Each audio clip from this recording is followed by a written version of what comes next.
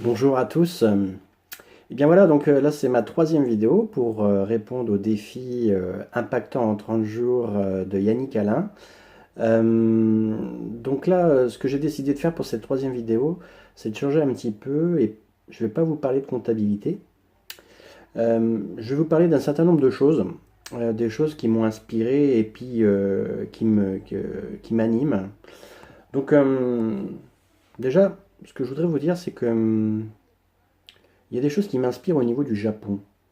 Alors, déjà, je serais tenté de vous dire que j'aime la bouffe, que tout ce qui est restaurant japonais au niveau du poisson cru, sushi, sashimi, etc., c'est des choses que j'adore. Donc, j'aime bien aller de temps en temps manger dans ce genre de restaurant. Je sais que c'est des choses qui plaisent pas forcément à tout le monde, notamment mes proches, puisque mon épouse et mes enfants, ils ont horreur de ça, donc j'ai plutôt l'occasion d'y aller quand je suis en déplacement professionnel et quand je peux y aller seul ou avec des clients qui aiment également ce genre de cuisine. Voilà. Mais bon, je ne vais pas m'attarder sur le sujet culinaire lié au Japon, mais plus sur un concept qui est issu du Japon et qui est pas très connu en France. Alors peut-être, malgré tout, un certain nombre d'entre vous qui regardent cette vidéo connaissez. C'est le concept Ikigai ou Ikigai, je ne sais pas exactement trop comment ça se prononce. En fin de compte, l'idée, j'ai d'ailleurs imprimé exprès un petit document qui peut vous expliquer un petit peu le concept. Je vous le mettrai également en partage avec la publication de ma vidéo. L'idée, c'est de créer un lien par rapport à la passion, la mission, la profession et la vocation. Donc, trouver votre ikigai, ça va vous permettre de savoir pourquoi vous vous levez le matin et donner du sens à votre vie. Parce que comme je l'ai dit dans ma première vidéo, j'avais quitté mon statut de salarié parce que j'avais plus de sens à ce que je faisais. Et je pense que ça, c'est vraiment important d'être à la recherche de son bien-être et de savoir pourquoi on se lève le matin, pourquoi toute l'énergie, tout le temps qu'on consacre en grande partie dans son travail, parce que c'est quand même effectivement du temps très important que l'on consacre dans notre vie lorsqu'on travaille. Et du coup, je trouve que c'est important de donner du sens à ce que l'on fait dans son travail. Et l'idéal, ça serait effectivement de trouver son ikigai en rapport avec son métier. Voilà. Et donc, moi, c'est en tout cas ce que je tente de faire. Et c'est pour ça qu'aujourd'hui, je prends plus plaisir à ce que je fais. Parce que, comme je vous l'avais dit auparavant, je suis quelqu'un d'assez sensible et qui aime être à la rencontre des gens, de créer un relationnel. Et voilà, donc de travailler dans un métier où on peut, comment dire, aller plus dans l'émotion que par rapport à, par exemple, les métiers du chiffre et le métier de la comptabilité. Voilà.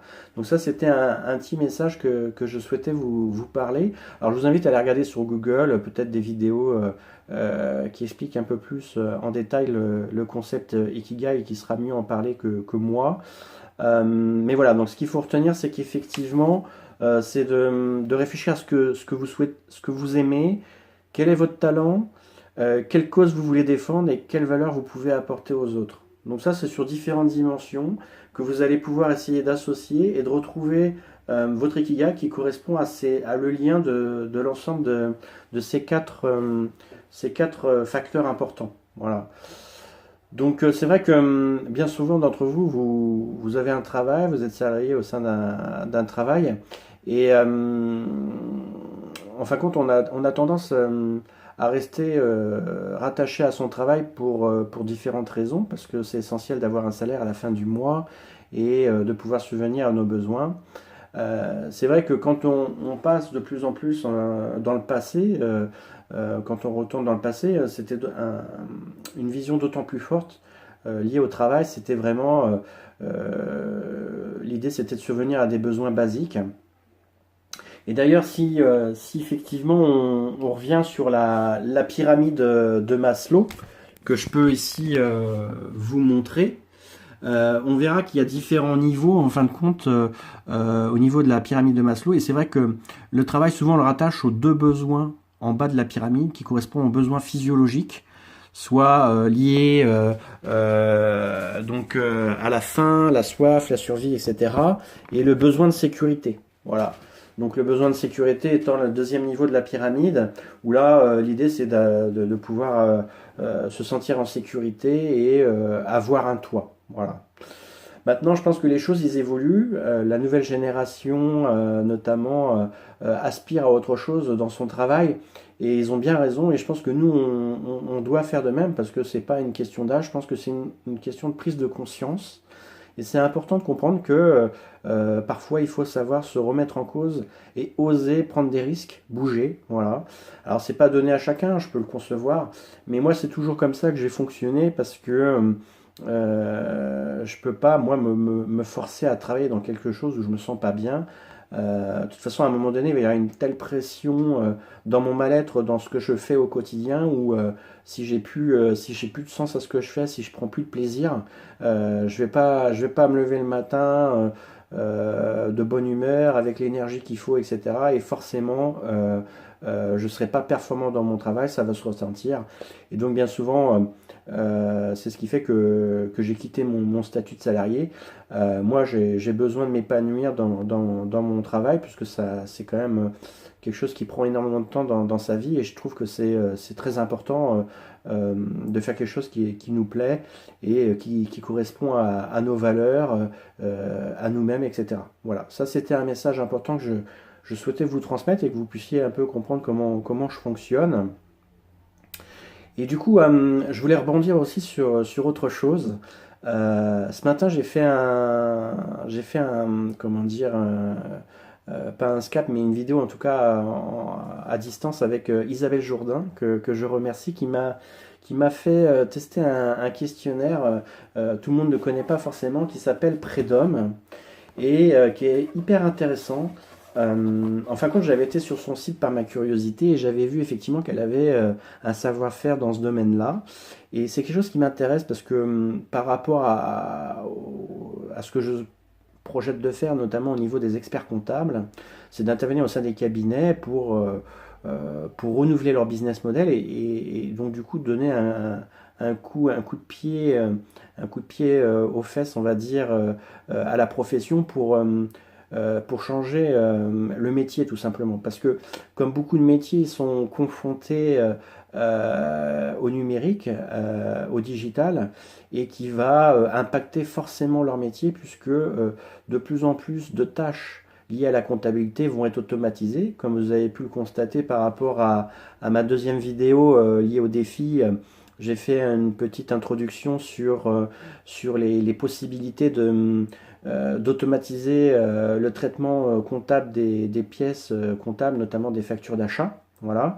Et voilà, ce que je voulais dire, c'est que par rapport à mon projet au niveau des cabinets d'expertise comptable, je voulais intervenir au niveau de l'humain. Je pense que c'est la base essentielle, la clé pour réussir justement à accompagner la conduite au changement de tous les effectifs liés au cabinet, que ce soit le dirigeant expert comptable ou tous ses collaborateurs. Et je pense qu'il est essentiel de comprendre leur mode de fonctionnement. Voilà. Alors, c'était intéressant le test parce que moi, en fin de compte, par rapport au test, j'ai pas été surpris parce que malgré tout, je me connais. Donc, il étudie en fin de compte son comportement au niveau de ce qui fonctionne le mieux par rapport à notre cerveau, au niveau du cerveau droit, au niveau du cerveau gauche, au niveau du cortex, au niveau du limbique. Eh bien, sans surprise, le résultat, il est là. Voilà. En fin de compte, ma prédominance en vert foncé, c'est sur la partie limbique droit, ça correspond à tout ce qui est sensible et relationnel.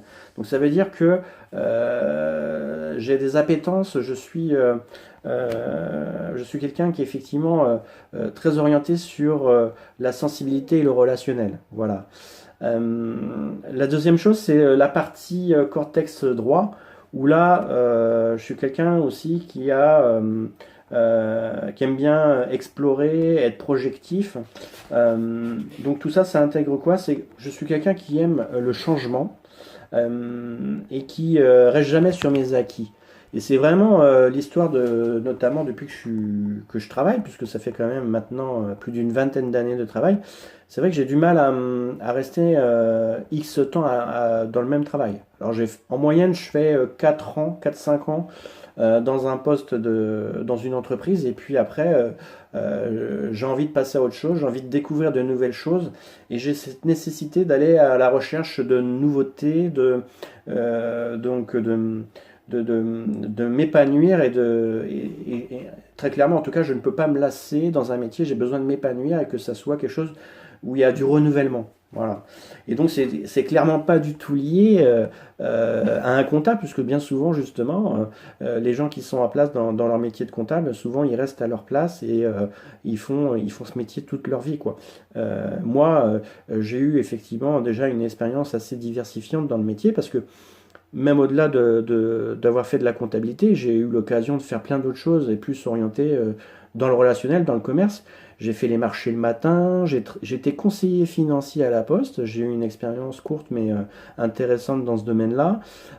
J'ai travaillé aussi également chez un courtier en assurance. J'ai eu l'occasion également de faire mon service militaire dans la police nationale, donc ça aussi ça a été une expérience enrichissante, etc. Et puis après, effectivement, après une longue carrière, j'ai fait une douzaine d'années en cabinet d'expertise comptable.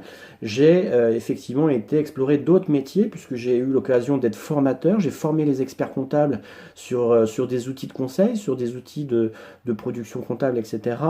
Et puis j'ai ensuite été commercial. Donc je suis quand même passé de comptable, formateur, commercial. Donc ça m'a permis aussi d'acquérir des compétences diverses et variées sur différents métiers. Et puis voilà, maintenant je me retrouve entrepreneur avec l'ambition effectivement de pouvoir offrir mes services auprès du plus grand nombre, notamment les experts comptables, mais également aussi les entrepreneurs. Voilà, donc ça c'était un autre message que je souhaitais vous donner pour que vous ayez une meilleure compréhension un petit peu de ce que je souhaite faire et comment je fonctionne. Voilà, donc ça c'était cette petite vidéo, là, cette troisième vidéo que je souhaitais vous faire à ce niveau-là. Et bien, je vous dis à la prochaine. Au revoir.